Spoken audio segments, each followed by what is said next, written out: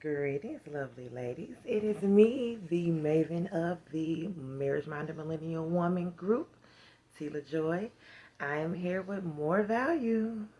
So today's video is a surefire way to not get played ever in a relationship. So let me give you just a little bit of background. So I have extensive research and experience in interactions with the opposite sex. Okay, I used to be a dancer in my early 20s, and I actually hacked the code. I really enjoyed dancing, but table dancing wasn't my thing. And I got a slight bit of masculine energy that overpowers my feminine on occasions, right?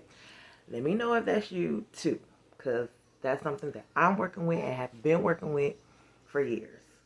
So, back to the story.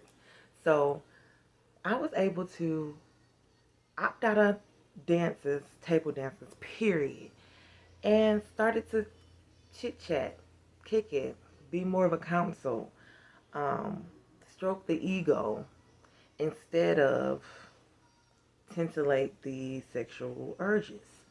I was able to do both.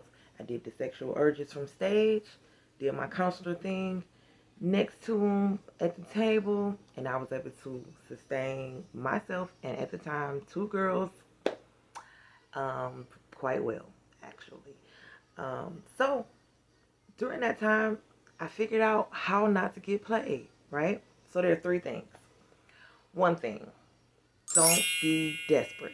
No matter how intense you feel about knowing that God made you a wife, knowing that you have someone out there that's for you and you're on a search and you're searching and everything seems to be going haywire or you're just unsatisfied with the whole situation, don't ever resonate from a desperate spirit. Don't ever resonate from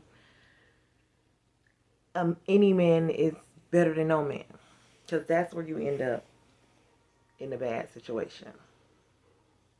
If you don't go in desperate, you won't be looked at as a sheep by the wolves. And 9 times out of 10, the respect level will be there enough for you not to get cheated on. And I say cheated on, but we'll get there. Thing number 2 is to figure out a way to vet men. Most women have no idea how to vet men. We go on dates before we vet men, and I actually was able to use a secret weapon that I was able to date online. Anybody who has experience with dating online, you know there are hundreds of men that start to approach you as soon as you get online. It seems like as soon as you get online, it's like the floodgates open and everybody know that you're there, right? Well, I ain't had time for that. I had 2 kids. I damn sure couldn't go on a physical date because my safety net, who was my grandmother, passed away. She was my everything. And she was my safety net to keep my girls out of harm's way. She passed away. Therefore, no more safety net. Therefore, no more random dates. Everything has to be intentional and planned. So I figured out how to date hundreds of men without going on no date except for my now husband. Okay? So you have to figure out a way to not waste your precious time and energy on potentially unsuitable suitors and be able to get down to the nitty-gritty on if the person is up to your standards or not. And last but not least, perspective is everything. Look at it like this. Think about it like this. You're in a relationship with someone and they betrayed your trust in some kind of way.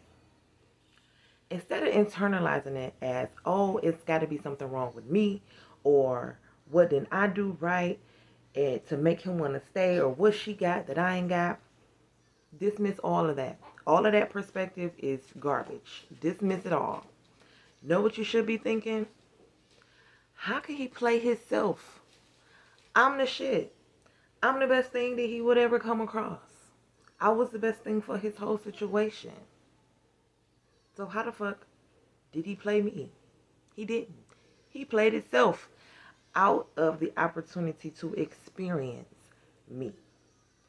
Use that mind frame anytime you're dating someone who you're unsure about. Now, we're not talking about phase 2 women, phase 3 women, because we actually picked the man that we want. Hopefully, you pick the man that you want, because it is our job to pick the man.